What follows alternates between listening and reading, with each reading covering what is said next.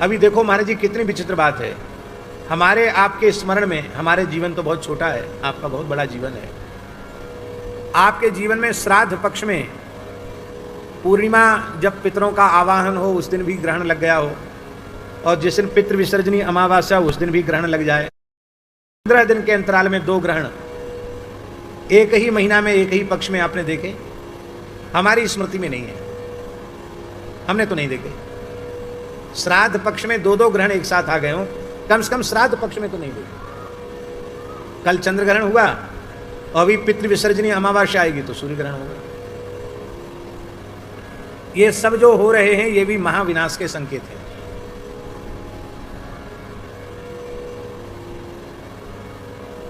सब कह रहे हैं तैयारी करो, कोई कहता सोना खरीद के रख लो। अरे भाई चाहे सोना खरीद के रख लोगे चाहे चांदी खरीद के रख लोगे, भयंकर देवी आपदा आएगी तो क्या सोना चांदी खा के पेट भरोगे? महाराज जी जल के बिना खेती नहीं होती है। लाखों हेक्टेयर भूमि जलमग्न हो गई, लहलहाते खेत धान के सब, वहाँ कमर कमर भर पानी हो गया, खेत भी खराब हो गए, वहाँ धार चल रही है पानी की। अभी वृंदावन की ये हालत है।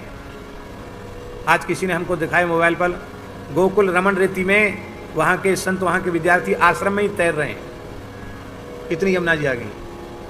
अपने मलुक पीठ में वृंदावन परिक्रमा मार्ग में तो इतनी यमुना जी चल रही है, आप खड़े होकर वहाँ खड़े नहीं हो, इतनी तेज धार चल रही है यमुना जी की।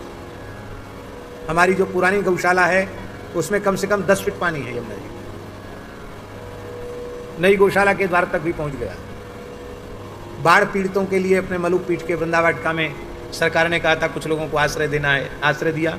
जिस हॉल में उसको रखा था उस हॉल में गंज यमुना जी आ गई, अब वहीं सब गंदगी कर रहे हैं, क्या करें?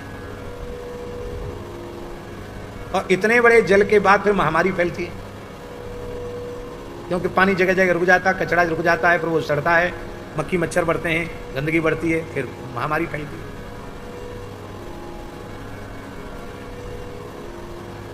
यह सब जो भयंकर उत्पात हो रहे हैं, दैवी उत्पात, और पूरा विश्व ये तो कब लड़ झगड़ कर आपस में मर मिटेंगे कोई ठिकाना नहीं है, ऐसी हालत पूरे संसार की बनी हुई है।